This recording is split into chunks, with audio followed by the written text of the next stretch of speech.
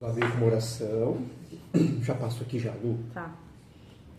Pai maravilhoso, obrigado por mais uma quinta-feira, Senhor, onde nos reunimos diante da Tua presença, para aprendermos mais sobre a Tua palavra, Senhor, para que ela nos fortaleça nessa nossa jornada, na espera pelo Senhor, e para a eternidade que nos aguarda como promessa, Senhor, pela Tua graça, não pela nossa justiça. Em nome de Jesus. Amém. Amém, graças a Deus. Então, irmãos, vamos começar hoje no livro de Salmos, capítulo 94, então, Salmo 94, na verdade. Nossa, bem pequenininha mesmo. Né? Então, Salmos 94, a partir do versículo 3. Então diz assim: Até quando os ímpios, Senhor, até quando os ímpios saltarão de prazer? Até quando proferirão e falarão coisas duras e se gloriarão todos os que praticam a iniquidade? Reduzem a pedaços o teu povo, ó Senhor, e afligem a tua herança. Matam a viúva e o estrangeiro, e ao órfão tiram a vida. Contudo dizem, o Senhor não o verá, nem para isso atenderá o Deus de Jacó. Atendei, ó brutais, dentre o povo, e vós, loucos, quando sereis sábios? Aquele que fez o ouvido, olha só esse versículo, irmãos. Aquele que fez o ouvido não ouvirá, e o que formou o olho não verá? Aquele que repreende os gentios não castigará? E o que ensina ao homem o conhecimento não saberá? O Senhor conhece os pensamentos do homem, que são vaidade. Bem-aventurado é o homem a quem tu castigas, ó Senhor, e a quem ensinas a tua lei, para lhe dares descanso dos dias maus, até que se abra a cova para o ímpio. O Senhor não rejeitará o seu povo, nem desamparará a sua herança. Mas o juízo voltará à retidão, e segui-lo-ão todos os retos de coração. Olha só que salmo bonito, então, irmãos. Aqui ele começa de uma das questões que mais pegam os crentes, de modo geral, que é observar, às vezes, a vida do ímpio prosperar, daquele que não busca Deus, que não teme, que nem se preocupa com as questões de Deus, em detrimento de você, que se abstém das coisas más, que se preserva no bem, que se santifica, que procura uma vida justa, e você vê a sua vida, às vezes, dando errado, de uma certa perspectiva, e a do ímpio indo bem, né? E aqui o Senhor fala, né, no versículo 9, de modo esplêndido, né, que aquele que fez o ouvido não ouvirá, e aquele que fez os olhos não verá todas essas coisas, né? Então o Senhor, ele está vendo todas essas coisas, e na plenitude dos tempos ele vai equilibrar essa balança, né? Ele vai fazer aquele que foi desprezado, aquele que teve uma vida ruim, uma vida de perseguições, uma vida sem abastança, vai ser recompensado com a eternidade, e o ímpio, que foi muito bem sucedido aqui, né, nessa terra, que teve prosperidade, que teve prazeres, que não negou os seus próprios desejos, haverá perdição. Então aqui é uma palavra de justiça, onde não se preocupem, o Senhor está vendo todas essas coisas, e ao tempo certo ele irá elevar o que está baixo e diminuir o que está alto, equilibrando todas as coisas segundo o Deus de justiça a qual nós servimos. Depois, nós temos o Salmo 95, a partir do 7. Então, 95, 7, diz assim: Porque Ele é o nosso Deus, e nós, povo do seu pasto, e ovelhas da sua mão. Se hoje ouvirdes a sua voz, não endureçais os vossos corações, assim como na provocação e como no dia da tentação no deserto, quando vossos pais me tentaram, me provaram e viram a minha obra. 40 anos estive desgostado com esta geração e disse: é um povo que erra de coração e não tem conhecido os meus caminhos, a quem jurei na minha ira que não entrarão no meu repouso. E realmente ali, irmãos, não entraram, com exceção de 2, né? Veremos mais para frente que Caleb, conheceremos a razão sem spoilers agora nesse momento, e que Josué entrará nesse repouso, né? Mas todo o restante daquela geração não entrou. Nem mesmo Moisés, nem mesmo Arão. Olha só. Né? Descobrirão mais para frente porque Moisés não entrará. Arão ficou mais claro anteriormente, né? Porque Arão ele já foi um brincalhão a fazer o bezerro de ouro, né? Então Arão não precisava de muito, né? Para ter ficado de fora. Mas Moisés nós descobriremos mais para frente. Então aqui, irmãos, uma palavra importante, porque o Senhor, Deus nos revela na figura do Pai como pastor. E vimos tanto no culto, o apóstolo França falando semana, acho que 15 dias atrás, antes da palavra da ceia anterior, como o próprio Jesus se mostrava como bom pastor, né? E aqui o próprio Deus, na pessoa do Pai, se mostra como esse pastor também, que cuida das suas ovelhas, mas ele pede uma coisa para nós, né? Que nós, como ovelhas, não endurecemos o nosso coração. E aqui, aquela geração do deserto, ela endureceu no sentido de serem rebeldes, de não obedecerem, de serem ingratos, de não olharem para trás tudo que o Senhor fez por eles e estava fazendo no presente. E isso fez eles ficarem enterrados no deserto e os seus descendentes, mais Caleb e Josué, entrarem na terra e eles não. E aí, na sequência temos o 96:5, então Salmo 96, deixa eu ver se só o 5. Só o 5 diz assim: porque todos os deuses dos povos são ídolos, mas o Senhor fez os céus. Então aqui, mais uma palavra que diz respeito à impossibilidade de muitos deuses, ou de vários deuses, e a existência apenas de um só Deus. Vimos várias passagens do Novo Testamento, de Jesus ser o caminho, a verdade e a vida, e de próprio apóstolo Pedro no livro de Atos já falar que só através de Jesus nós chegaremos ao Pai. E aqui vemos mais uma vez que todos os outros deuses adorados na terra são ídolos. Nada mais são do que projeções dos seres humanos a certas materiais. E que tudo foi criado por Deus. Então aqui, apontando mais uma vez para somente Deus sendo o único Deus e todo o resto não passarem de ídolos, independente da religião professada. Na sequência temos o 99, então Salmo 99, do 6 ao 8. Diz assim, 99, do 6 ao 8. Moisés e Arão entre os seus sacerdotes, e Samuel entre os que invocam o seu nome, clamavam ao Senhor, e ele lhes respondia. Na coluna de nuvem lhes falava, eles guardavam os seus testemunhos e os estatutos que lhes dera. Então olha só que importante. Vou ler o 8, depois eu volto aqui para o 7. Tu os escutaste, Senhor nosso Deus. Tu foste um Deus que lhe perdoaste, ainda que tomaste vingança dos seus feitos. Então aqui, nós temos 3 exemplos principais. Temos Moisés e Arão, que iniciaram o sacerdócio, né? Arão principalmente como sacerdócio, o primeiro sacerdote da ordem levítica, e Moisés como o profeta principal daquela época. E depois citou o profeta Samuel, que abriu uma era de profetas que se seguiriam, o qual terminaria em Malaquias. E falavam que esses 3 tinham uma coisa em comum. Arão menos, né? Convenhamos, né, irmãos? Mas como ele está aqui citado, vamos trazer Arão também. Mas falava que eles invocavam o Senhor e clamavam, e o Senhor respondia a estes. Aí o 7 vai explicar o porquê. Na coluna de nuvem lhes falava, porque eles guardavam os teus testemunhos e os estatutos que lhes dera. E aí fala que o Senhor os escutava, o Senhor nosso Deus. E o Senhor, mesmo quando eles erravam, por exemplo, Arão, ele errou feio no episódio do bezerro de ouro, e ainda o Senhor o perdoou. Nós veremos que Moisés irá pecar contra a rocha, sem spoilers ainda, irmãos, mas vocês verão. O Senhor vai o perdoar, mas as consequências do pecado estão lá. Nem ele nem Arão entraram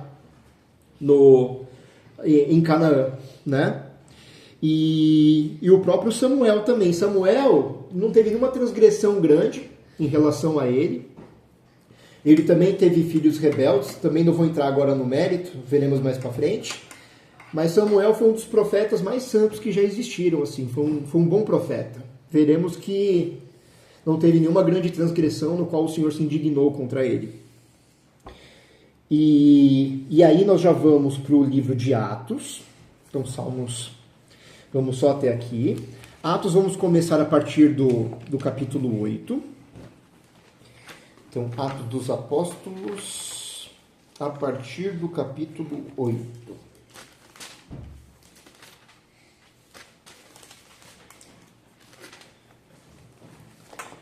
Aí, antes de começar Atos, como ele é um livro narrativo, eu vou dar uma contextualizada só para vocês entenderem um pouco o que aconteceu, para vocês terem uma noção mais histórica do que aconteceu desde então. Então, rapidamente, o livro de Atos começa quando o Senhor Jesus está ascendendo aos céus, né? Orientou para os apóstolos esperarem pela promessa do Espírito Santo se manifestar em Jerusalém. E aí os apóstolos, em obediência, buscaram orar com continuidade, até que se manifestou o dom do Espírito Santo. Eles manifestaram o dom de línguas, aquele milagre maravilhoso do Pentecostes. E aí eles foram ungidos com poder. A partir de então, o Senhor dava testemunho, o mesmo testemunho que o Pai dava a Cristo, da palavra do Evangelho ser pregada e ser testemunhada com milagres e prodígios. Isso aconteceu também na vida dos apóstolos, principalmente através da vida de Pedro, que era ali até então o líder dos apóstolos, né? Muitas maravilhas aconteceram pelo ministério de Pedro. Até então a igreja estava concentrada em Jerusalém, e depois apareceram homens maravilhosos como dentre os principais Estevão, né? Que quebra o meu coração só de lembrar de Estevão, mas Estevão sempre me emociona. E aí vimos o que aconteceu com Estevão, como ele foi morto de forma hedionda e injusta pelos fariseus. E as vestes deles foram lançadas nos pés de um homem chamado Saulo, né? Que a princípio era um perseguidor. Ele era um judeu da tribo de Benjamim, um judeu bem rígido na Torá, instruído por Gamaliel, que foi um dos principais mestres ali do judaísmo, extremamente legalista, perseguia, prendia os chamados cristãos na época, né, os que professavam a fé em Jesus Cristo, até que em Damasco o Senhor Jesus resolve aparecer por ele, segundo a sua presciência e vontade, e decide com o apóstolo Paulo que Saulo até então, né, seria aquele que levaria o nome dele em direção aos gentios. Porque o Senhor Jesus, quando ele estava vivo, ele disse para primeiro os apóstolos pregarem as ovelhas perdidas da casa de Israel. E depois essa palavra se estenderia para Samaria. Então, rapidamente aqui, abrindo um parênteses, irmãos. Toda vez que falar Jerusalém, eu quero que vocês pensa numa esfera, traça uma linha horizontal nela. O que tiver abaixo dessa linha horizontal é o Reino Sul, Jerusalém, tá? Representado principalmente pela tribo de Judá. A Samaria, ela corresponde ao Reino Norte de Israel. O Reino Norte que nós veremos mais para frente, que foi levado cativo um pouco antes do Reino Sul, foi levado para a Síria e ficou muito tempo com os assírios e absorveram muito dos costumes dos assírios e se contaminaram muito com essa cultura. Então, os judeus do sul tinham muito preconceito com os samaritanos por conta dessa corrupção que eles tiveram tendo muito contato por muito tempo com os assírios. E depois o Senhor Jesus falou que depois de consolidar a igreja em Jerusalém, eles iriam para Samaria e depois iriam finalmente para os gentios. Então nós vamos ver esse movimento acontecendo ao longo do livro de Atos. Em Saulo ele foi convertido em Damasco, que era a capital da Síria, já não era o reino de Israel, né? A Síria fica acima de Israel, no norte. E ali Saulo teve uma experiência com o Senhor Jesus, que apareceu pessoalmente para ele, ordenou para ele que ele fosse na casa de um certo Ananias, e paralelamente a isso ele trabalhou com Ananias para ir encontrar Paulo. Então o Senhor trabalhou nos dois frontes. Ele fez Paulo se encontrar com Ananias, e convenceu Ananias de que Paulo seria aquele que levaria o nome dele aos gentios, porque Ananias tinha medo, né? Como assim? Eu vou devolver a visão para Paulo, que é um homem que nos persegue, que é um homem que nos maltrata, que nos leva para o cárcere, né? E ali houve aquele encontro maravilhoso, e o Senhor devolveu a visão a Paulo, o batizou com o Espírito Santo, foi batizado com o batismo de João e com o batismo do fogo do Espírito Santo do Senhor Jesus, e já então começou a pelejar pelo reino dos céus, começou a pregar o evangelho. Então, a contextualização mais ou menos até aqui. Então, a partir daqui, vamos pegar Atos 8, aonde Saulo ainda era mau. Deixa eu ver a parte que eu vou pegar. Vou pegar a partir do 9. Então, Atos 8, a partir do 9. Estava ali um certo homem chamado Simão, que anteriormente exercera naquela cidade a arte da mágica. Então, esse Simão, ele tinha poderes místicos, né? E ele viu Felipe apóstolo, exercendo um ministério cheio de milagres, cheio de obras. E ele queria adquirir isso para ele também, né? E nessa época, o Senhor já moveu a Pedro e a João para expandir um pouco mais o Evangelho, e cumprindo aquela palavra do Senhor Jesus, eles foram para Samaria. Então eles subiram, né, para o Reino Norte, para Samaria, para pregar o Evangelho ali. E eles começaram a impor as mãos sobre certas pessoas e elas foram batizadas com o Espírito Santo. E Simão ficou maravilhado com esse dom e queria ter o dom também de impor as mãos das pessoas e elas receberem o dom do Espírito Santo. E aí ele fala assim para Pedro: dai-me também a mim esse poder, para que aquele sobre quem eu puser as mãos receba o Espírito Santo. Aí Pedro responde ele dessa forma: o teu dinheiro seja contigo para a perdição, pois cuidaste que o dom de Deus se alcança por dinheiro. Tu não tens parte nem sorte nesta palavra, porque o teu coração não é reto diante de Deus. Arrependa-te, pois, dessa tua iniquidade, e ora a Deus para que porventura te seja perdoado o pensamento do teu coração. Pois vejo que estás em fel de amargura e em laço de iniquidade. Respondendo, porém, Simão disse: orai vós por mim ao Senhor, para que nada do que dissestes venha sobre mim. Então aqui, Simão acreditava que os dons de Deus eram alcançados por algum valor monetário, por algum dinheiro. Os apóstolos ensinariam determinada magia para que ele pudesse fazer com outras pessoas. Mas esse é um dom que é pautado na obediência, no serviço ao Senhor e separado para a pregação do Evangelho. Então é um dom que lhe é emprestado para que você possa gerar frutos, que é a pregação do Evangelho. E aí o Senhor entra com as manifestações de poder para corroborar o seu ministério. E aí Pedro orientou para que ele orasse ao Senhor, para que o Senhor perdoasse essa iniquidade, né? Ele atribuir que uma obra de Deus pudesse ser comprada por dinheiro. E Simão, de certa forma, pediu que essa oração fosse feita, mas que fizesse a oração por ele e não ele mesmo movesse essa oração em direção ao Senhor. Então aqui também nos mostra, irmãos, às vezes nós julgamos que a nossa oração é muito fraca para ser escutada pelo Senhor, que só pessoas com orações fervorosas ou com testemunho irrepreensível são aquelas orações que subirão aos ouvidos do Senhor, né? Mas não.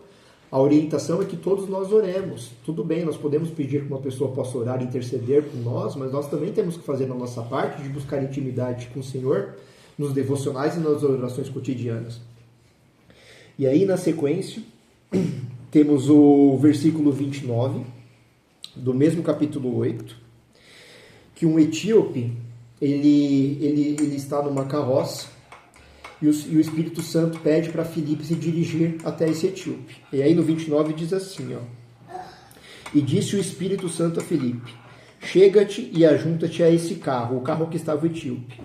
E correndo Filipe, ouviu que lia o profeta Isaías, e disse: entendes tu o que lês? E ele disse: como poderei entender se alguém não me ensinar?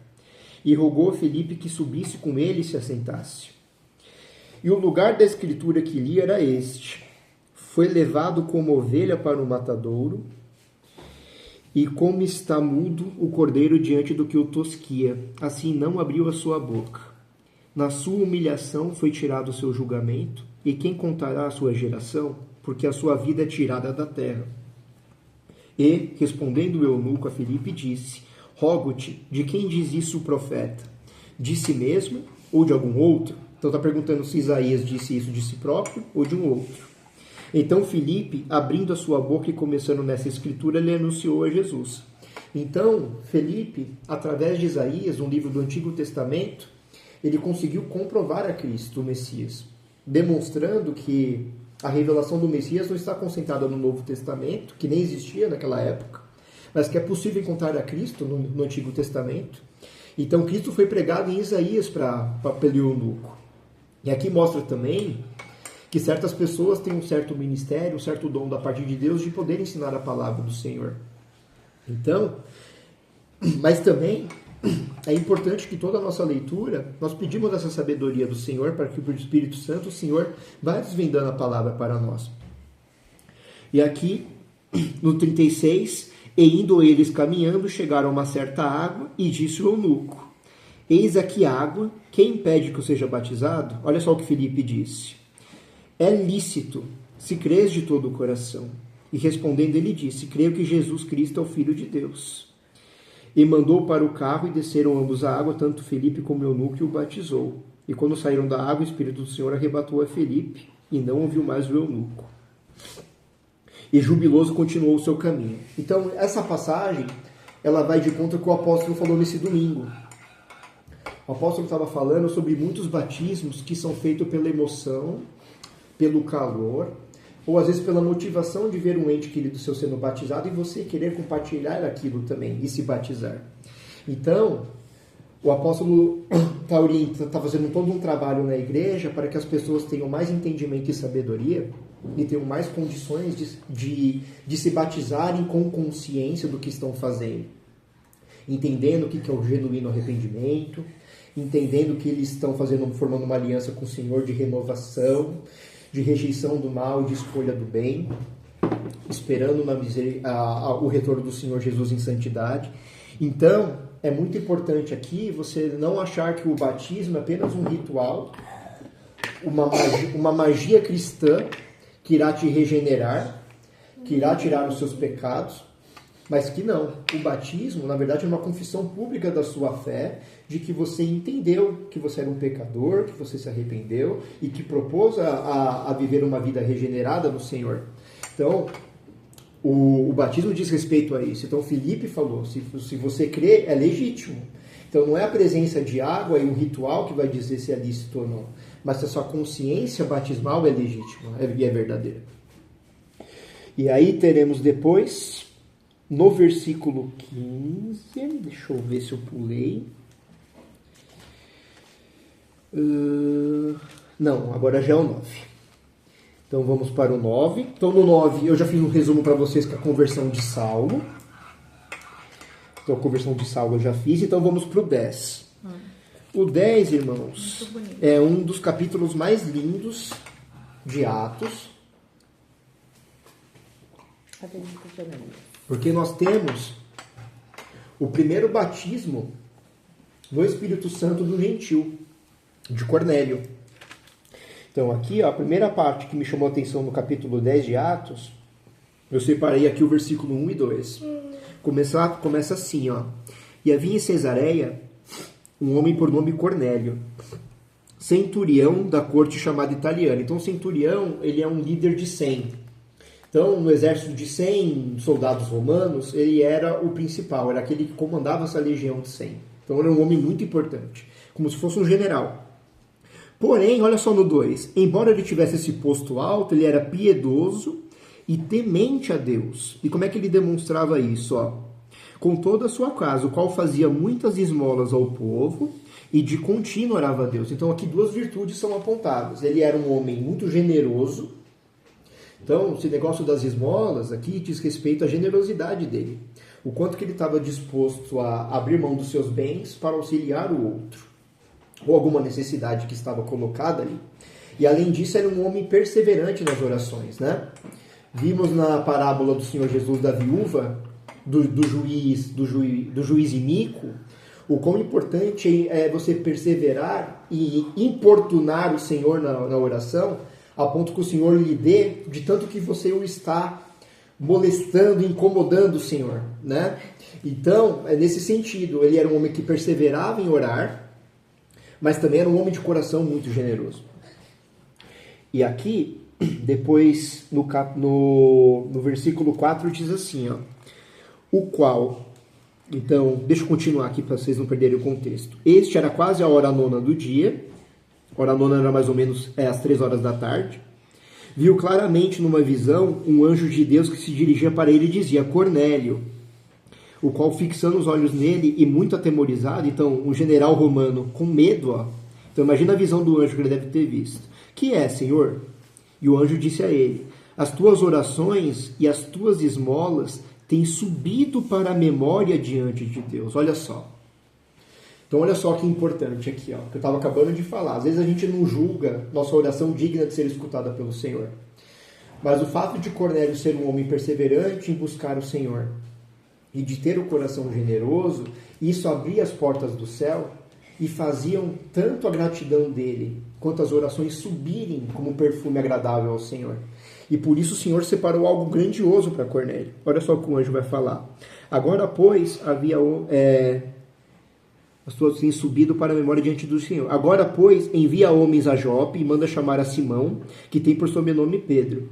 Este é hospedado. Então aqui eu vou dar uma interrompida. Então aqui o Senhor vai fazer algo muito parecido com o que ele fez com Paulo e Ananias.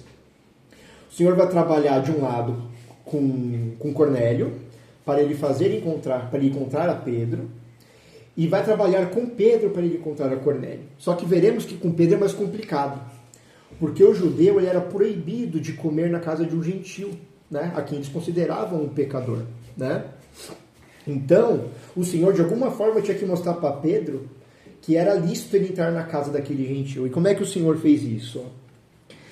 No 10, 11, vai vir a visão dos lençóis. Então, no 11, ó, Pedro ele teve um arrebatamento de sentidos. Ó. Então, no 10, fala que Pedro teve fome, quis comer. Enquanto preparava a refeição dele, sobreveio um arrebatamento de sentidos. Aí, o que Pedro viu no 11? Ó? Viu o céu aberto e descia a ele um vaso, como se fosse um grande lençol, atado pelas 4 pontas e vindo para a terra, no qual havia de todos os animais quadrúpedes e feras e répteis da terra e aves dos céus.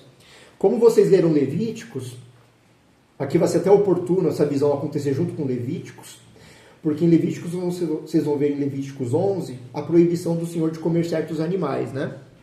Então Pedro, como judeu, ele iria recusar a comer principalmente os répteis aqui, né? E aí, no 13, foi assim, e foi-lhe dirigida uma voz, falando: levanta-te, Pedro, mata e come. Mas Pedro disse: de modo nenhum, Senhor, porque nunca comi coisa alguma comum e imunda. Então Pedro se recusou, porque pelo livro de Levítico ele não poderia comer, né? Obedecendo Levíticos 11. E segunda vez, e disse a voz: não faças tu comum ao que Deus purificou.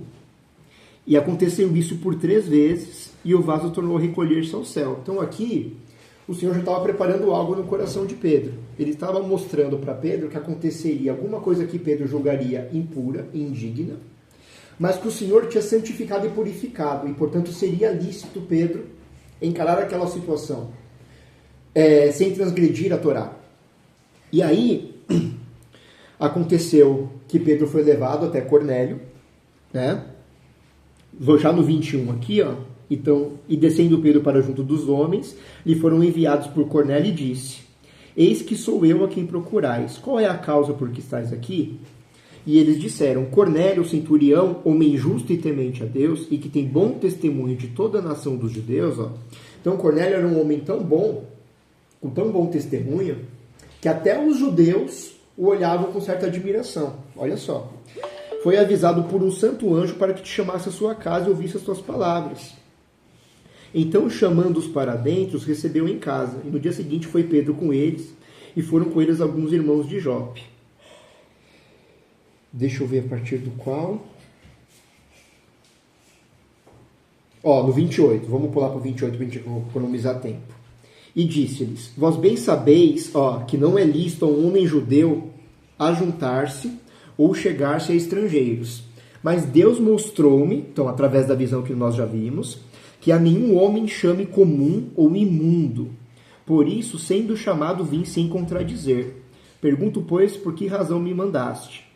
Aí, Cornélio vai fazer um resumo, né, do que aconteceu em relação ao anjo. E aí vamos ver aqui deixa eu ver se já é a partir do 34, então Cornélio explica, né, que Deus pediu para Cornélio chamar a Pedro. E no 34, Pedro abriu a boca e começou a pregar o evangelho para Cornélio. Olha só como é que ele prega o evangelho. E abrindo Pedro a boca, disse: reconheço por verdade que Deus não faz acepção de pessoas. Ou seja, ele não diferenciou mais judeus de não-judeus. Mas que ele é agradável àquele que em qualquer nação o teme e faz o que é justo. Então o que importa para o Senhor, independente da nação, é fazer o bem e fazer o que é justo. A palavra que ele enviou aos filhos de Israel, anunciando a paz por Jesus Cristo, este é o Senhor de todos, esta palavra, vós bem sabeis, veio por toda a Judéia, começando pela Galileia, depois do batismo que João pregou. Como Deus ungiu a Jesus de Nazaré com o Espírito Santo e com poder, o qual andou fazendo bem e curando a todos os oprimidos do diabo, porque Deus era com ele. E nós somos testemunhas de todas as coisas que fez, tanto na terra da Judéia como em Jerusalém, ao qual mataram, pendurando-o no madeiro. A este ressuscitou Deus ao terceiro dia e fez que se manifestasse. Não a todo o povo, mas as testemunhas que Deus antes ordenara, a nós, que comemos e bebemos juntamente com ele, depois que ressuscitou dentre os mortos. E nos mandou pregar ao povo e testificar que ele é o que por Deus foi constituído juiz dos vivos e dos mortos. A este dão testemunho todos os profetas. Olha só que importante, irmãos. Então, tudo que leremos no Novo Testamento irá testemunhar dele, de que todos que nele creem receberão o perdão dos pecados pelo seu nome. Então, Pedro faz uma síntese do ministério de Jesus, desde o batismo de João até a sua morte, ressurreição e ascensão, e depois do trabalho que foi seguido para suas testemunhas, os apóstolos. E depois ele falou a parte mais importante de todas, no 43, ele falou: a este dão testemunho todos os profetas, de que todos os que nele creem receberão o perdão dos pecados pelo seu nome, que é o mais importante para nós. O perdão dos nossos pecados e o direito à vida eterna pela graça e misericórdia realizada em Cristo Jesus.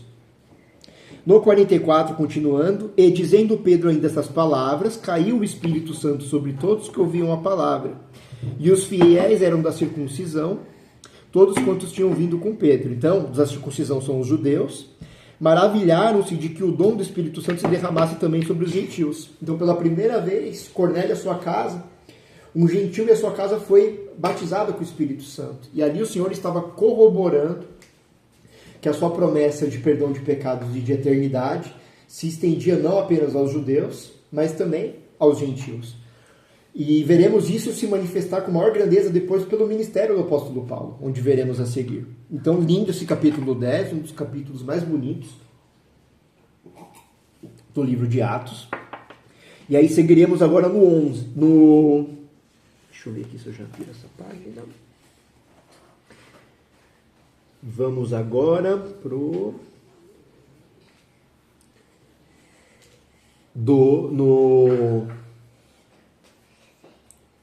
Agora eu vou abrir um parênteses aqui antes, irmãos. Então, a partir de agora, o que vai acontecer? Vou contextualizar um pouco a geografia para vocês entenderem o que vai acontecer agora. A partir do capítulo 11, a igreja vai começar a formar um novo polo, uma nova sede, uma igreja grande, que vai poder formar uma sede e vai poder mobilizar mais irmãos para expandir a obra do Senhor. Porque então, se a igreja ficasse só em Jerusalém, ia centralizar muito nos apóstolos e ia ter pouca expansão do evangelho. Então eles subiram para Samaria e depois foram para a Síria e formaram a igreja de Antioquia. Essa igreja vai ser muito importante porque é nela que eles vão abençoar, irão enviar, com imposição de mãos pelo Espírito Santo, o apóstolo Paulo, Barnabé e João Marcos, para fazer a primeira viagem missionária em direção aos gentios, buscando acessar, claro, judeus que estão espalhados pelo mundo, né? Mas também os gentios. E essa viagem seria feita para a Turquia. Então eles estavam na Síria, no norte de Israel. E aí a Turquia, irmãos, ela já precisa ser trafegada ou pelo mar, né? Que foi o que eles fizeram na primeira viagem missionária. Eles subiram então para o noroeste. Então, a gente que está em São Paulo, é como se a gente estivesse indo para Manaus. Só que como se tivesse água entre São Paulo e Manaus, né? E a Turquia ficaria nessa direção aqui, ao noroeste. E ali se começaria então a primeira viagem missionária desses três principais. O apóstolo Paulo, Barnabé e João, também chamado de Marcos. Então vamos lá. Então no 11:17 diz assim. Vou ler primeiro, deixa eu ver se eu leio um pouquinho antes. Vou ler o 16. E lembrei-me do dito do Senhor quando disse: João certamente batizou com água, mas vós sereis batizados com o Espírito Santo. Portanto, se Deus lhes deu o mesmo dom que a nós, quando havemos crido no Senhor Jesus Cristo, quem era então eu para que pudesse resistir a Deus? Então aqui é Pedro fazendo uma defesa em relação aos judeus. Por quê? Porque Pedro voltou para Jerusalém e aí ficaram indignados com ele, né? Como assim você entra na casa do gentio, né? Prega o evangelho para eles e eles são batizados com o Espírito Santo. Aí Pedro explicou para eles, né? Tipo, o que eu posso fazer, né? Eu fui lá, né? Ordenado pelo Senhor, que os considerassem puros. O Senhor os batizou com o mesmo dom que nós somos batizados nos Pentecostes. Quem que sou eu para resistir a Deus? Então Pedro usou o próprio batismo de Deus, do Espírito Santo, para se defender dos judeus. Mas você vê como a religiosidade era uma coisa horrorosa já naquela época, na igreja principal de Jerusalém, né? Como eles achavam que só eles eram os predestinados, e Jesus já tinha avisado que a palavra ia chegar aos gentios, né? Não foi por falta de aviso do Senhor. Mas o preconceito com os gentios, o como que eles encurtam e limitam a mão de Deus, né? E Pedro se defendeu pelo próprio Deus. O próprio Deus os batizou com o Espírito Santo. Então, o Senhor está legitimando, não fui eu que legitimei. E aí, seguindo, temos o versículo 26, do capítulo 11 ainda, que diz assim: E sucedeu que todo um ano se reuniram naquela igreja e ensinaram muita gente em Antioquia. E em Antioquia foram os discípulos pela primeira vez chamados cristãos. Então aqui fala da Antioquia que eu expliquei para vocês anteriormente, que é essa igreja que foi fundada na Síria, as quais eles estavam ensinando, né? Eles estavam consolidando aquela igreja, e um pouco depois eles já seriam enviados para a primeira viagem missionária. E aí vamos para o 12, versículo 23 agora. Então para o 12 e 23... É um episódio aqui que Herodes não glorificou a Deus, tomou a glória para si, e o Senhor o eliminou, né? Então, vou ler ali a partir do 20, só para contextualizar. E Herodes estava irritado com os de Tiro e de Sidom, que são é onde fica o Líbano hoje em dia, irmãos. Fica no noroeste de Israel, mas em terra firme ainda. Mas estes, vindo de comum acordo ter com ele, e obtendo a amizade de Blasto, que era o camarista do rei, pediam paz, porquanto seus pais se abasteciam do país do rei. E num dia designado, vestindo Herodes as vestes reais, estava sentado no tribunal e lhes fez um discurso. E o povo exclamava: voz de Deus e não de homem. E no mesmo instante feriu o anjo do Senhor, porque não deu glória a Deus, e comido de bicho se expirou. Então aqui, o quão grave é você apropriar-se da glória de Deus, né?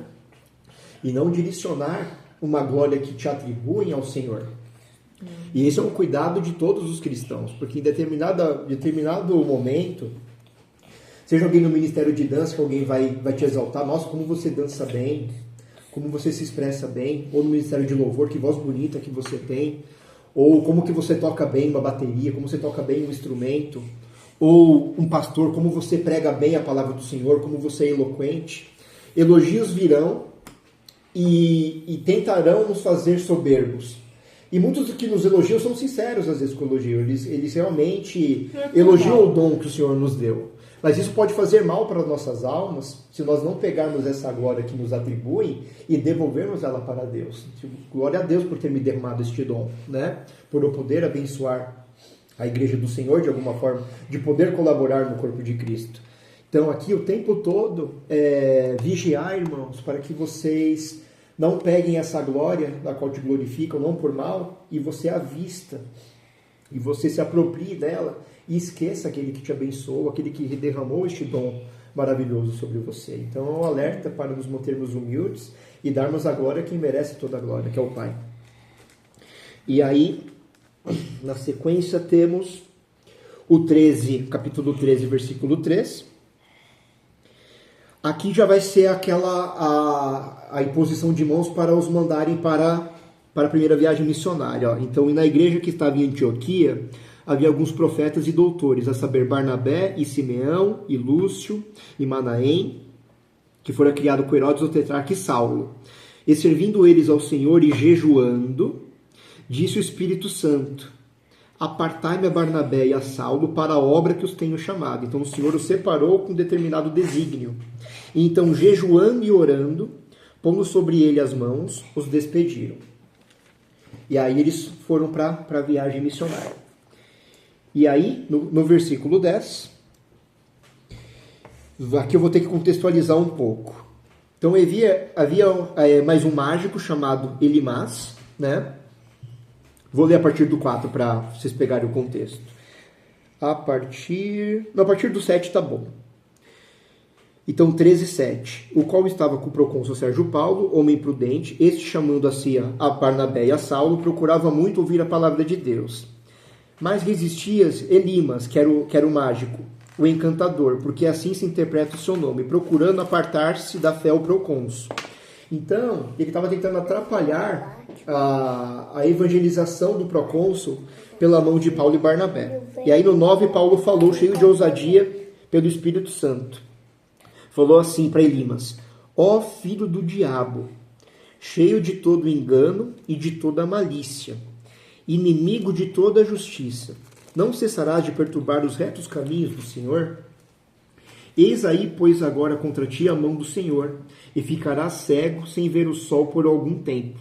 E no mesmo instante a escuridão e as trevas caíram sobre ele, e andando à roda, buscava quem o guiasse pela mão. Então o procônsul, vendo o que havia acontecido, criou maravilhado na doutrina do Senhor. Então aqui nós vemos os primeiros prodígios e milagres acontecendo pela mão de Paulo, e também o discernimento do espírito de Paulo, que vê que Elimas estava sob influência do diabo ali, né? Tentando enganar e roubar o procônsul do Senhor, né? Através mesmo dos seus encantos, dos seus dons mágicos. Então, isso diz respeito, mais uma vez, ao que eu disse para vocês no passado, para vocês não se maravilharem com sinais, prodígios, tanto com as coisas externas, né? Porque nós vemos principalmente no neopentecostalismo, as igrejas mais de vertente universal, mundial, do Agenor, que eu esqueci o nome agora, e agora a do próprio profeta Mirim, do Miguel, que está em evidência agora. Nós vemos que as pessoas estão muito preocupadas com profecias, com revelações de CPF, de telefone, com curas, e não estão tão preocupadas com o evangelho, com a salvação, com a regeneração, com arrependimento, com o perdão dos pecados, com regeneração, com santificação. A gente não vê tanta preocupação com isso.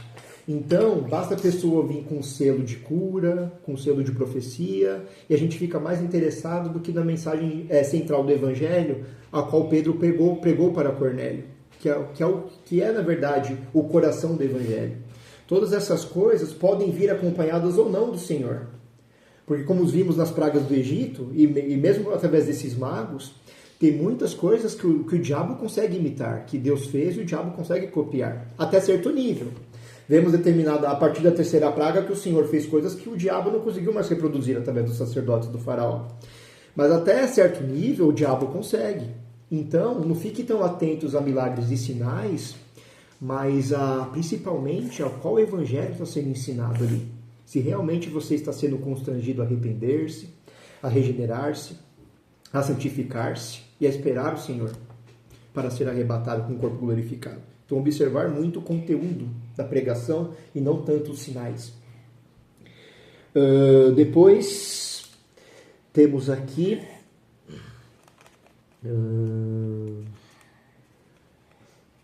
16:41, que aqui é maravilhoso, irmãos. Então, deixa eu dar uma contextualizada antes de começar o 41. Então, Paulo chegou na Turquia, né? E qual que era o hábito do apóstolo Paulo? Ele chegava numa região, ele procurava logo uma sinagoga no dia de sábado, que como eu tinha dito para vocês na semana passada, eu estou no 13, vou ler o 41, mas eu estou contextualizando ainda. Ah, tá bom. E aí eles chegaram na Turquia, e na região da Galácia, naquela época era Gálatas, né? Tem até a carta paulina aos Gálatas, né? Mas é a região da Galácia ali, principalmente. E tem muitas igrejas ali, na verdade, Éfeso, tem muitas ali que pertencem naquela região da Ásia Menor, da Turquia.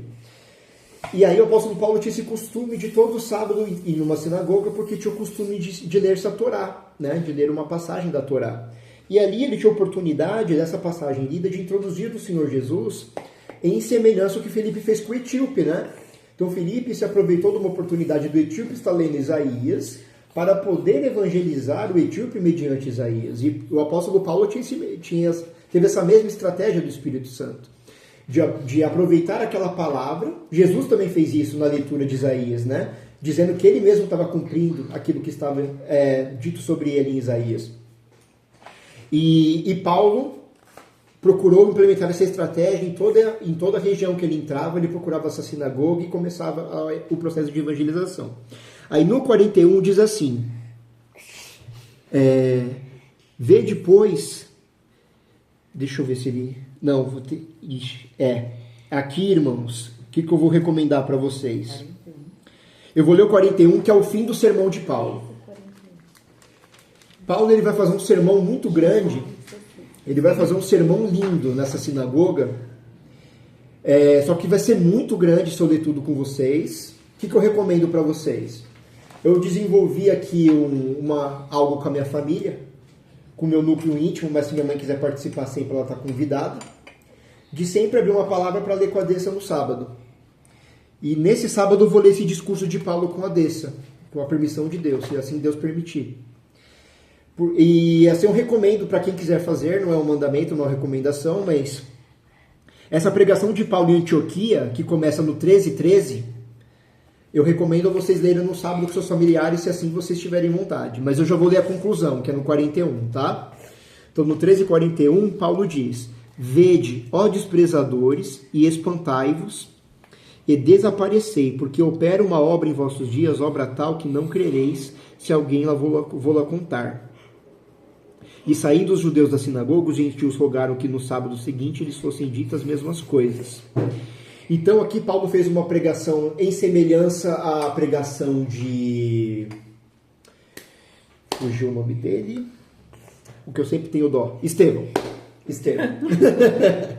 Em semelhança de Estevão, Paulo foi lá atrás. Então Paulo foi lá atrás do Antigo Testamento, foi indo na sequência até o rei Davi, e foi pregando Cristo nesse passar até o desfecho. E muitos judeus e gentios se converteram com essa pregação do apóstolo Paulo. E eu não li de propósito para vocês ficarem com essa fome de ler esse discurso que é maravilhoso. É muito parecido com o de Estevão.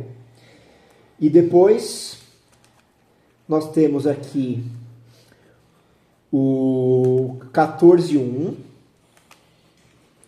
aonde Paulo já está em outra parte, em Icônio. Ele já chega em outra parte da Turquia, chamada Icônio. E aconteceu que em Icônio entraram juntos na sinagoga dos judeus. Então, mais uma vez, esse hábito de entrar nas sinagogas. E falaram de tal modo que criou uma grande multidão, não só de judeus, mas de gregos. Então, eles foram para as viagens missionárias com o objetivo de pegar os gentios, mas tanto os judeus quanto os gentios eram convencidos pelo Senhor, pelo Espírito Santo. Mas os judeus incrédulos incitaram e irritaram contra os irmãos os ânimos dos gentios. Detiveram-se, pois, muito tempo falando ousadamente acerca do Senhor, a qual dava testemunho à palavra de sua graça, permitindo que por suas mãos se fizessem sinais e prodígios. E dividiu-se a multidão da cidade, uns pelos judeus e outros pelos apóstolos. E havendo um motim tanto dos judeus como dos gentios, com seus principais para os insultarem e apedrejarem.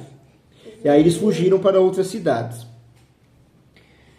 E aí, no 14:9, Paulo, ele curou um paralítico, um homem leso dos pés, um coxo, e no 9 diz assim: Este ouviu falar Paulo, que fixando nele os olhos e vendo que tinha fé para ser curado.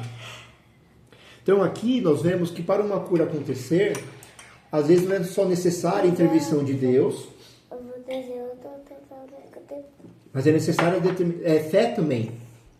Que aquele que será alvo da cura tenha fé para ser curado. Isso não significa dizer que todo mundo que tenha fé e tem alguma moléstia vai ser curado. Às vezes, mais para frente, veremos que o apóstolo Paulo tinha um espinho na carne. Esse espinho não está muito claro para nós, que espinho, de que natureza é este espinho, né? Mas falava que era um servo de Satanás que o esbofeteava. E o Senhor, por algum motivo, ele não retirou esse espinho do apóstolo Paulo. Do apóstolo Paulo, o maior homem do Novo Testamento depois de Cristo, né? Então, isso daqui nos ensina uma coisa, ensinam duas. Às vezes é necessário a fé para ser curado, mas nem todos serão curados. Às vezes o Senhor deixa aquilo lá para que você possa não se perder, né? Teve um testemunho que a moça que trabalha em casa, me contou, de um cego. Eu não me lembro se era de nascença ou se era uma cegueira temporária, mas ele pedia para o Senhor para que ele enxergasse, e o Senhor falava pela palavra que não era para ele enxergar, porque no dia que ele enxergasse ele se afastaria dos caminhos do Senhor, e por uma obra miraculosa o Senhor devolveu a visão a essa pessoa, ou a restabeleceu.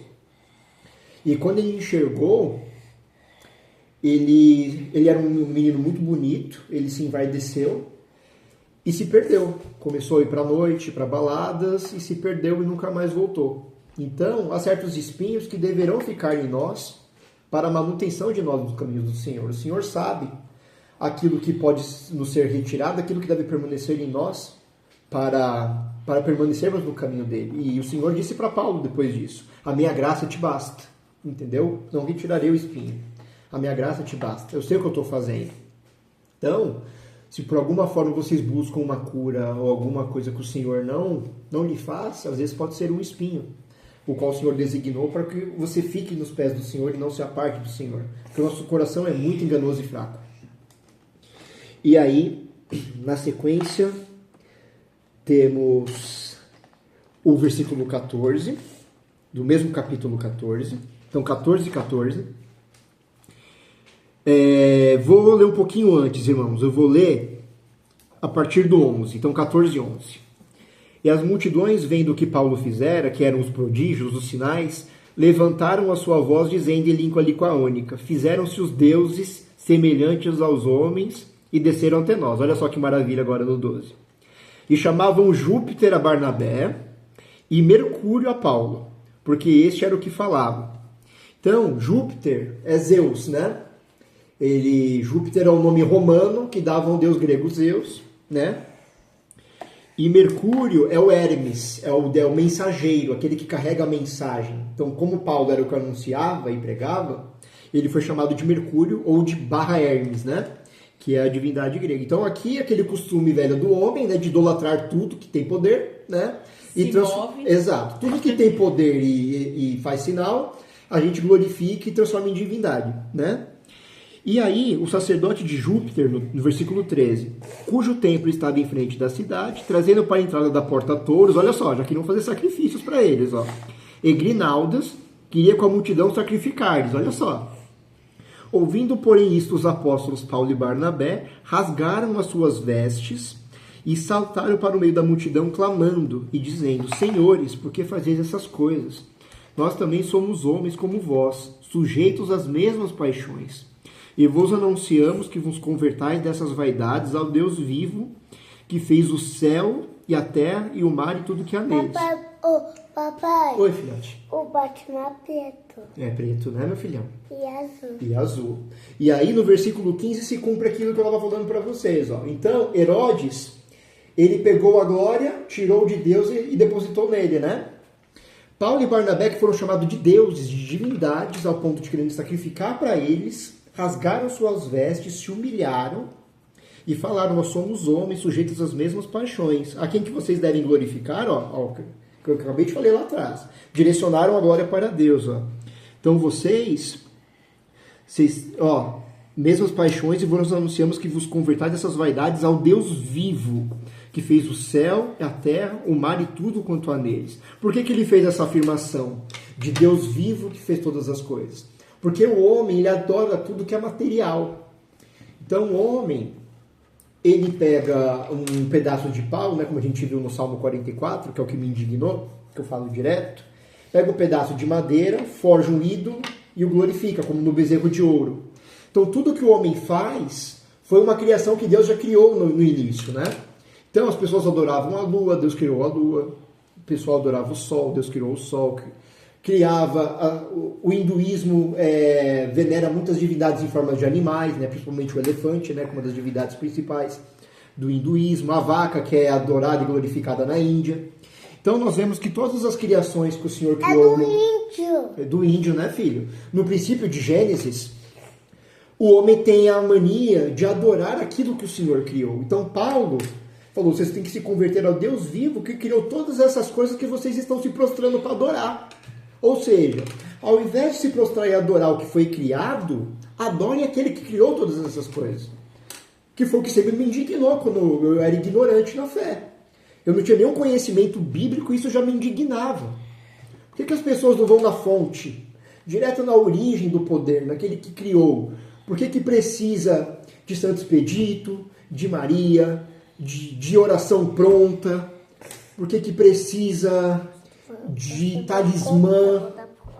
Por que não vai na fonte de tudo daquele que criou todas as coisas? A matéria inanimada e animada.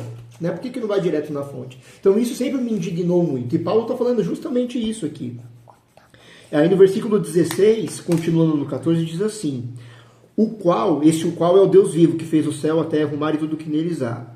Nos tempos passados, deixou andar todas as nações em seus próprios caminhos, e contudo, não se deixou a si mesmo sem testemunho, beneficiando-vos lá do céu, dando-nos chuvas e tempos frutíferos, enchendo de mantimento e de alegria os nossos corações. Porque o Senhor Jesus disse no Evangelho que o Senhor é Deus de justos e injustos. Ele faz o sol se levantar e a chuva cair sobre justos e injustos.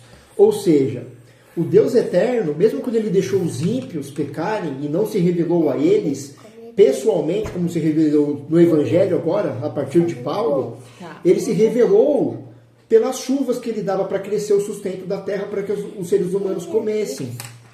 Ele deu testemunho pela carne dos animais que as pessoas comiam. Ele deu testemunho pelo sol que propiciava da planta poder crescer e ser comida pelo animal, e esse animal ser comido por nós. Então o Senhor deu testemunho através de toda a criação que ele criou. Então o Senhor nunca deixou de dar testemunho dele próprio. Em Romanos 1 nós veremos isso mais para frente, que é um dos textos mais maravilhosos que eu já vi também em Romanos 1. Então ele está falando disso, apóstolo Paulo. E dizendo isto... E do 18, dizendo isto, com dificuldade impediram que as multidões lhe sacrificassem. Olha só a dureza do coração. Então, depois de Paulo falar tudo isso, eles ainda estavam obstinados em sacrificar. Ah, não, beleza. Mas eu quero te glorificar mesmo assim. Entendeu? Passaram uma borracha. Então, às vezes, é o que o Senhor fala, que falou lá no livro de Salmos, no começo dessa exposição. Então, quando o Senhor falar, não endureçais o vosso coração. Porque eles decidiram não escutar as palavras de Paulo. Eles já estavam determinados a glorificar a Paulo como uma divindade. Então, mesmo Paulo falando tudo isso, se despindo da glória, dando a glória para Deus, explicando este Deus, que ele deu testemunho dele desde a criação do mundo, eles ainda assim, no coração, queriam glorificar a Paulo. Eles ainda assim não escutaram. Sobrevieram, porém, os judeus de Antioquia e de Icônio, que, tendo convencido a multidão, apedrejarem a Paulo, e o arrastaram para fora da cidade, cuidando que estava morto. Olha só. Então apedrejaram a Paulo ao ponto de ele praticamente ter parecido morto. Mas rodeando os discípulos, levantou-se, entrou na cidade, e no dia seguinte saiu com Barnabé para Derbe. Olha só. Então um cara que foi quase morto por apedrejamento, no dia seguinte se levantou e foi pregar de novo o Evangelho. Olha só o nível de paixão. Olha só a chama, a inflamação, o amor que esse homem adquiriu pela obra, né? A mesma maldade e furor com que ele perseguia foi transferida nessa mesma paixão e motor agora para poder pregar e viver aquilo, independente do perigo, se era morte, se era cárcere. Ele ia para as cabeças. E aí ele pregou para as cidades restantes. E aí depois que ele pregou, irmãos, vem uma coisa importante. A partir do 24, ó, você vai ver que Paulo, então, ele foi entrando na Turquia e depois ele foi regressando. Ó, então no 24 diz assim: passando depois por Pisídia, dirigiram-se a Panfilha. E tendo anunciado a palavra em Perge, desceram a Atália. E dali navegaram para Antioquia. Então no 24 ao 25, Paulo fez um caminho. Depois ele retornou demonstrando que ele estava consolidando as igrejas a quais ele pregou o evangelho anteriormente. Que é um dos pilares da Caris aqui, né? Entendeu? Paulo já estava com este pensamento. Tudo bem, eu preguei o evangelho lá, mas não é só isso. Eu preciso ver se ele gerou frutos. Se as pessoas entenderam, se elas estão na fé. Então, quando ele terminou a fronteira, a geografia mais distante, ele procurou retornar pelo mesmo caminho para começar um processo de consolidação. Essa consolidação nós veremos mais à frente, mas é um processo de você ir verificar se o evangelho realmente entrou, se ele está produzindo frutos, se ele está produzindo arrependimento, regeneração de caráter, se está promovendo também nova evangelização pelos próprios irmãos que foram convertidos. Então tudo isso é checado no processo de consolidação. E aí, eu peguei aqui antes o... Deixa eu ver se foi... Ufa. Vou ficar no 15 aqui. Então aqui, ó. Então, eles consolidaram, voltaram para Antioquia da Síria. Então eles retornaram de onde eles saíram. Eles voltaram para a igreja de Antioquia, né? Testemunharam tudo que o Senhor fez, as maravilhas do Senhor, o quanto de almas foram ganhas ali. E depois eles voltariam pela Samaria, também para testemunhar. Então a importância de você testemunhar os bens que o Senhor te faz. Então, nesse domingo agora tivemos testemunhos muito bonitos, né, durante o culto, mas também a Cara está fazendo um trabalho agora no Instagram, de toda sexta-feira, no domingo nós tentamos entrevistar na medida do possível alguém que tem um testemunho forte, e geralmente esse testemunho vai ser divulgado às sextas-feiras. Então, para vocês ficarem espertos no Instagram da Caris também, com os testemunhos, porque os testemunhos, dependendo da área que eles são ministrados, vai edificar alguém. Então, alguém que foi liberto das drogas ou do alcoolismo vai falar grandemente com as pessoas que têm essa dificuldade.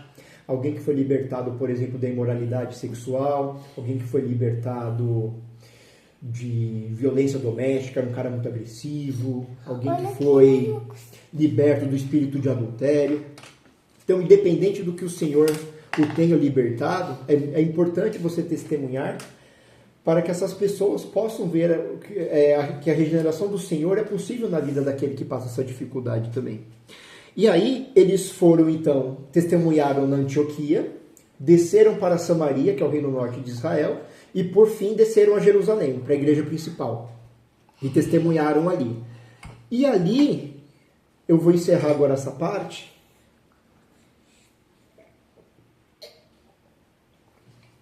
Eu vou fazer um resumo aqui.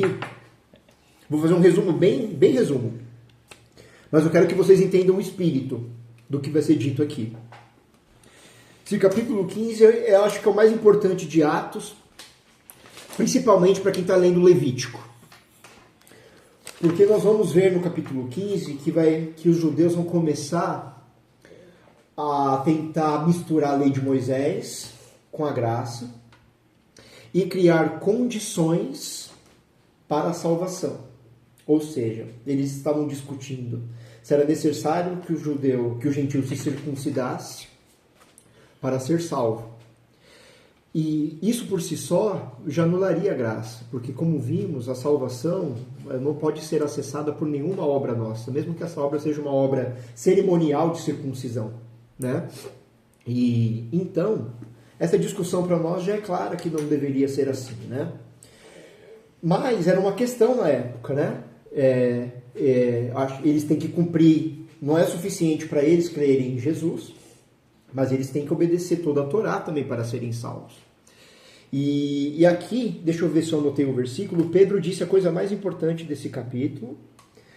Deixa eu ver se eu anotei. Aqui.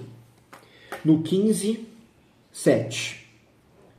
Olha só o que Pedro falou para esses irmãos, que estavam querendo circuncidar os gentios. Então, capítulo 15, versículo 7, irmãos. E havendo grande contenda, levantou-se Pedro e disse-lhes, olha só que importante o que Pedro vai falar aqui. Homens irmãos, bem sabeis que já há muito tempo Deus me elegeu dentre nós para que os gentios ouvissem na minha boca a palavra do evangelho e crescem. Então lembra que isso foi feito através da família de Cornélio, certo? Que Pedro falou aqui. Versículo 8.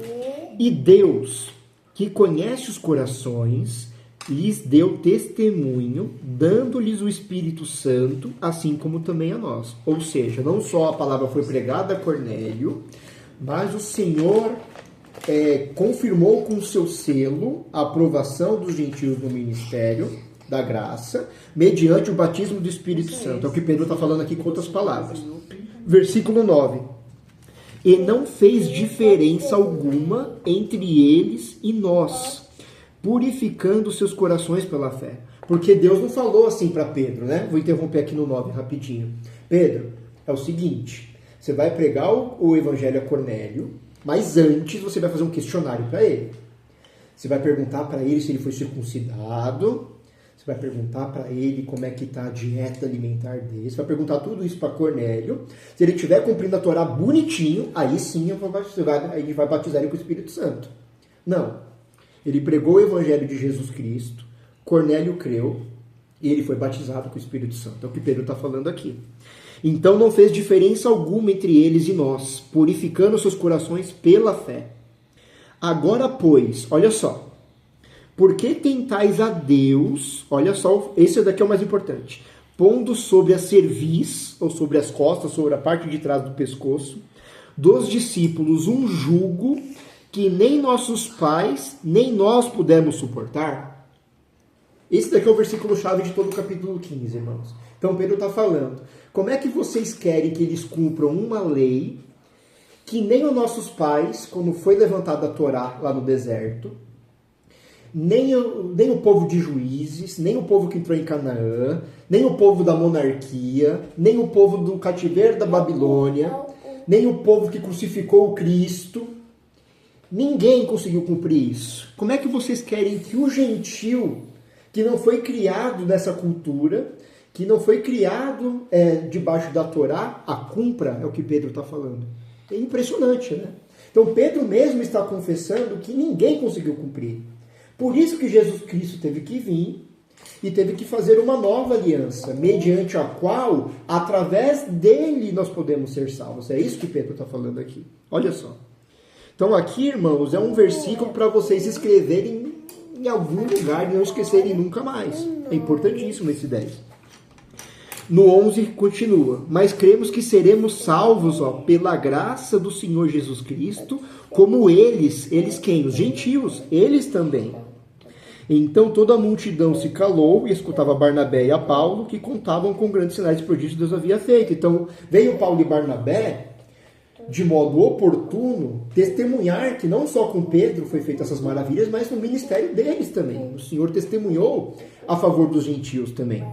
E não foi pedido para Deus também, para o Espírito Santo, não falou Paulo e Barnabé, preparem aqui um ritual sacrificial, depois que você tirar o prepúcio de todo mundo, nós vamos batizá-los. Entendeu? Não passou. Ninguém teve prepúcio retirado lá, não teve condição. O Senhor foi trabalhando, mediante a fé. E havendo ele se calado, respondeu Tiago, dizendo, homens irmãos, ouve-me. Simão relatou como primeiramente Deus visitou os gentios para tomar deles um povo para o seu nome. E com isto concordam as palavras dos profetas como está escrito. Depois disso voltarei e reedificarei o tabernáculo de Davi, que está caído, levantá-lo-ei das suas ruínas e tornarei a edificá-lo, para que o restante dos homens busque ao Senhor, e todos os gentios sobre os quais o meu nome é invocado, diz o Senhor, que faz todas essas coisas. Conhecidas são a Deus desde o princípio do mundo todas as suas obras. Então aqui eu fecho esse livro e peço para vocês, irmãos, se atentarem a isso, tá? Porque vocês vão ver em Levíticos muitas leis cerimoniais, muitas questões que nós ficamos em dúvidas. Eu devo praticar isso, eu devo fazer aquilo. Não tem problema se você propor no seu coração não comer mais carne de porco, não comer mais camarão, não comer mais abutre, não comer mais gavião, não comer mais águia.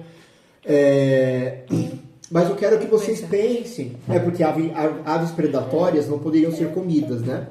Como nós vimos lá em Levítico. E enfim, vocês leram, né? Então, irmãos, eu quero que vocês peguem as leis do Senhor e as vejam como Cristo as viu. Então, por exemplo, eu na qualidade de pai, se eu falar para o Theo hoje, filho, você não pode comer bacon, você só pode comer patinho. Para nós, é claro que o patinho é mais saudável do que o bacon, porque é uma carne magra e uma carne gorda, cheia de gordura saturada, né? E entre o Theo comer uma tilápia e comer um camarão, que é um dos animais mais sujos do mar, para nós é óbvia a escolha da tilápia em detrimento do camarão. E se eu pedir para vocês comerem uma galinha ou um abutre que come carniça, qual ave vocês comeriam? O abutre ou a galinha? A galinha. Entendeu? Então, vocês têm que começar a enxergar aquilo que o Senhor fala. Tudo que o Senhor fala é para que nós estejamos mais saudáveis. Não só espiritualmente, mas fisicamente também. Então, são instruções que vocês seguirem, vocês serão bem-aventurados em termos de saúde. É claro que é melhor você comer uma carne bovina do que suína, dependendo também da parte da carne que você está comendo. E é claro que é mais saudável você comer uma galinha do que um abutre, entendeu? E é claro que é mais saudável comer um salmão, uma tilápia, do que um camarão, embora as pessoas adorem camarão. Salve Goni, se estiver presente aí, que é o rei do camarão, meu cunhado Igor. Mas vocês têm que começar a entender a lei do Senhor como leis que procuram nos conduzir a caminhos que vão nos trazer saúde física ou espiritual. Mas que vocês também não sejam acusados por Satanás e oprimidos no não cumprimento de uma dessas. O importante é vocês tentarem buscar essa regeneração, essa santificação e tentar buscar de alguma forma cumprir isso no coração de vocês. Por exemplo, essa designação de ler a palavra com a cabeça no sábado, de certa forma, é para tentar simular um Shabat. Porque nós não fomos criados no Brasil com a cultura do Shabat. Então é muito difícil para a gente. Porque muitos de nós somos obrigados a trabalhar no sábado.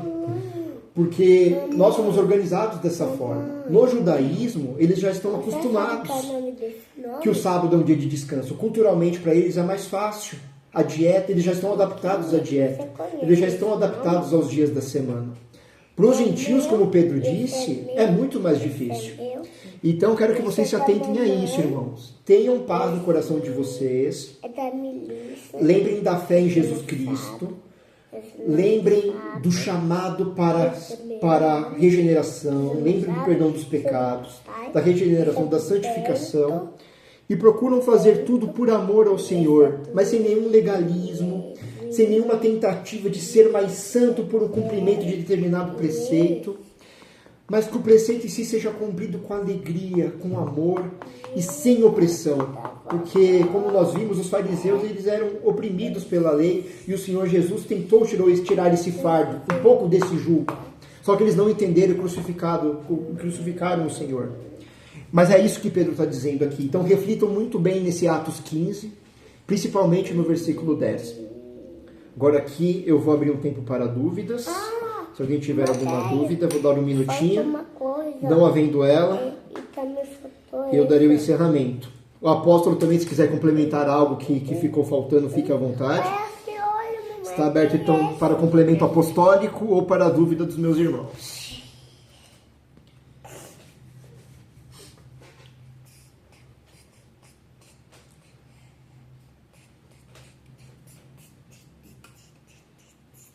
Olha aqui, O papai. que você desenhou, filho?